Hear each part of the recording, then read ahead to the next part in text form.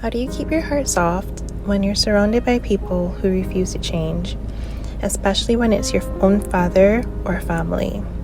How do you keep from hardening, resenting, or giving up when the cycle just keeps repeating? Hello everyone, welcome back to Beloved. I'm Sharice Rochelle, and today we're talking about when the people who hurt you still haven't changed. Sometimes that means living under the same roof as the person who wounded you, or watching the same patterns reappear in your family members, your sons, or other people in your family. You can see the cycle so clearly now, but they can't. And that awareness feels heavy. So today we're going to talk about how to keep your heart soft, what bitterness costs you, and how to stay free even when they don't change. When you've been doing the hard work, therapy, prayer, journaling, forgiving, it's disheartening to see the people around you still stuck in the same destructive cycles. Maybe your father is still emotionally distant. Maybe your brother mirrors the same controlling, dismissive tone. Maybe every attempt at communication turns into gaslighting or blame. And you wonder, what's the point? What's the use of healing if everyone else stays the same?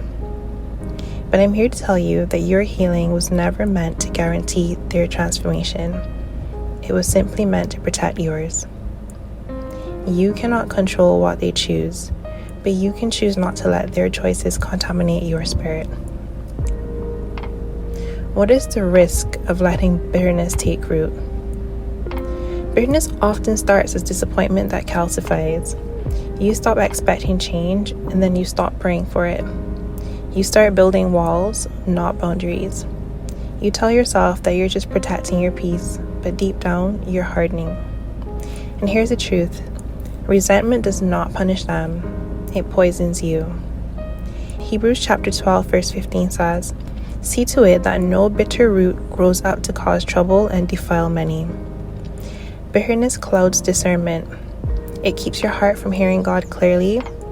It makes you reactive instead of responsive, and eventually, it turns pain into your personality, the very thing that you're trying to heal from.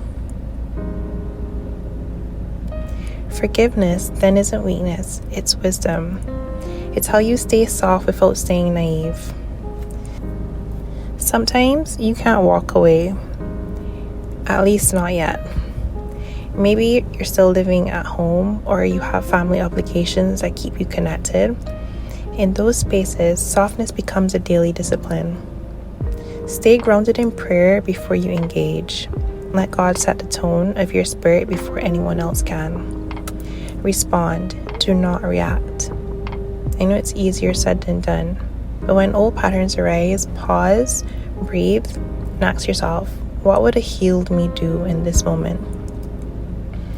Do not explain your boundaries, or stop explaining your boundaries. Over-explaining invites argument. Quiet consistency instead builds respect. Find safe outlets for your emotions. Journal, pray, talk to a trusted friend or therapist. Don't bottle it. That is where resentment brews. Ezekiel chapter 36 verse 26 says, "I will give you a new heart and put a new spirit in you." That new heart isn't hard. It's soft, yet strong enough to withstand pain. What is God's role in hard-hearted situations? So when change feels impossible, remember that hearts are God's territory. You cannot lecture a heart open, but God can. He works quietly, often through conviction, sometimes through consequence, but always through love. So when you've said all you can, surrender the rest to Him. Ezekiel chapter 11 verse 19 says, "I will remove their heart of stone and give them a heart of flesh." Keep praying for that miracle, not from resentment, but from compassion. Here are some reflection prompts for this week from this episode. Where am I still holding anger that's quietly turning into bitterness? Have I confused emotional distance with peace? How can I practice staying soft in the presence of hard hearts? And what might God be showing me through the repetition of these patterns? Today's affirmation is, I choose softness without surrendering my self-respect. I release bitterness and make room for peace. I am no longer defined by who hasn't changed. I am sustained by the one who never will. And we're going to close on this verse from Romans chapter 12, verse 21. Do not be overcome by evil, but overcome evil with good. You cannot control whether others heal, but you can protect your softness, your peace, and your faith. That is how you win. Thank you so much for joining me for today's episode of Beloved. I hope that this episode resonated with you. I'd love for you to share it with someone that you believe it can help, if you know anyone. And don't forget that you can subscribe on Substack for the written version of the episode, for the reflections, the journaling prompts, and encouragement throughout the week. And you can also listen on YouTube and all podcasting platforms, including Apple and Spotify podcasts.